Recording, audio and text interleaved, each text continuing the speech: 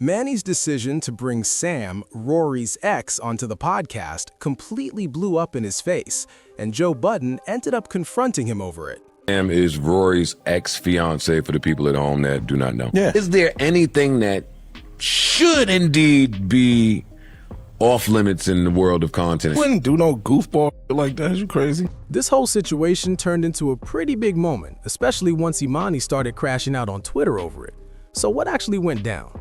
About a week ago, Emanny made the call to bring Sam onto his platform. Later on, he tried to pin that decision on his co-host Sayo, saying it was Sayo's idea to have Sam on the show. As you can see, that's really where the chain reaction started. But everything that followed has honestly been borderline comical and kind of exposed that Emanny might not be ready to be the A-Mike on a podcast that thrives on controversy.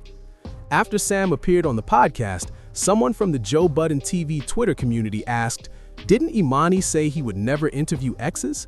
That single tweet clearly struck a nerve and sent Emanny into his feelings. What made it even wilder is that the person who tweeted that was someone who actually had a podcast Emanny had previously appeared on.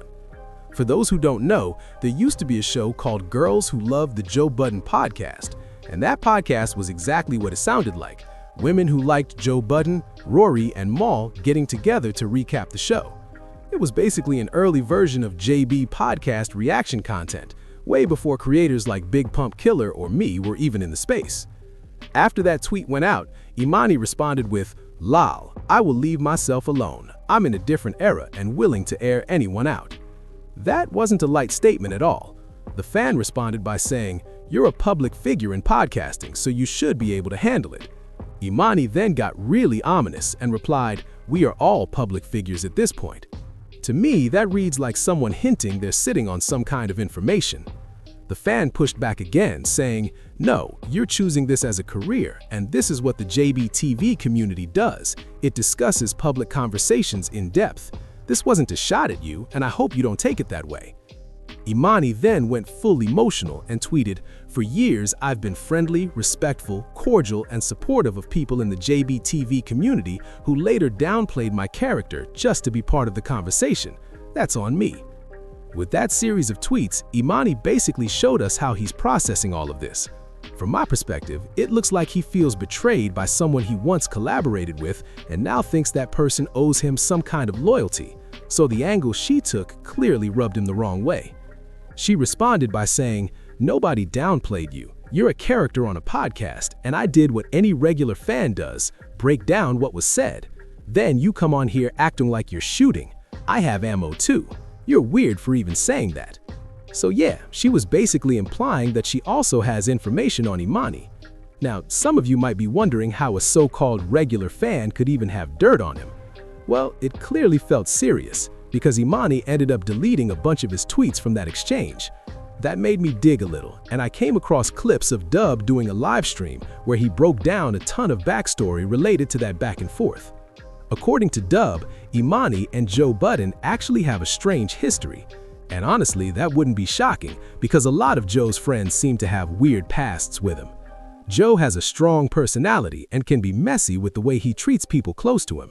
He likes pushing buttons and making people uncomfortable, and people don't forget that. Look at Rory, look at Mal, look at Rocky, look at Emanny. Almost everyone has a gripe unless they've got thick skin, and Emanny does not strike me as someone with thick skin. Remember, all of this stems from Emanny choosing to bring Rory's ex, Sam, onto his platform. This whole mess is self-inflicted. Dub also claimed that Emanny used to get on Clubhouse and talk crazy about Joe Budden. Now that part sounds a little wild, and there are no recordings to back it up, but I can definitely see a scenario where early Clubhouse conversations felt private before people realized nothing on the internet really disappears. This would have been years ago, probably 6 or 7 years back. He may have been talking freely in small rooms, not realizing those same people would later be part of the JBTV community and remember everything. Another interesting detail is that Dub likely didn't come up with this on his own. It feels like he's being fed information from people who were actually there, possibly members of the Girls Who Love the Joe Budden podcast crew who were big on Clubhouse. One of the more shocking reveals had nothing to do with Joe though. It involved Mal and Emanny. Apparently, Mal and Emanny had beef because Mal was cool with Emanny's baby mother and bought the baby a gift. That situation caused major tension between them. The story goes that it led to a serious blow-up, and people in Joe Budden's circle even started calling Mal Uncle Mal after that.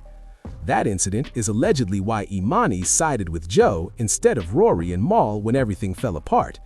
There was also another rumor floating around about Joe and Emanny competing over Sin. I don't know how much truth there is to that. Joe was probably competing with plenty of dudes we don't even know about. Hell, I remember Ebro being linked to Sin at one point not too. Don't respond to my thirst text anymore. What's going on here? No, you got a little too thirsty for me. I think you're handsome. You better stop playing with me, little girl. We already went over this. And I'm sitting there like, hold up, wait a second. This is looking a little spicy. Old flirty-ass behavior if I've ever seen it. Now, at the end of the day, Emanny has never been shy about talking recklessly about Joe to anyone willing to listen. And to me, this feels like a direct reflection of that energy.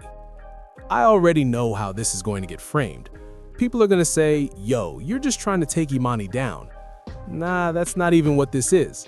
I just think it's genuinely interesting, and it fills in some gaps in storylines I've been clocking for a while. Mainly, why Emanny exists as this background character in the Joe Budden universe. He's basically the Fredo Corleone of the whole setup. It's betrayal on top of betrayal, so anything he does, even when it objectively helps the show, gets looked at sideways, even when it clearly improves the product. And honestly, outside of Mark, I think Emanny has been the strongest podcaster on that mic compared to Ish and Ice, yet he's never treated like it.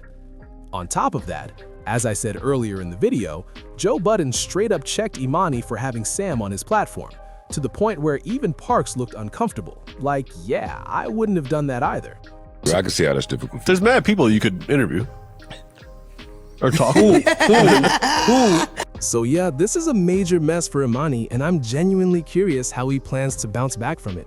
Honestly, I think this kind of chaos is exactly what his show needs, and moving forward, we'll see.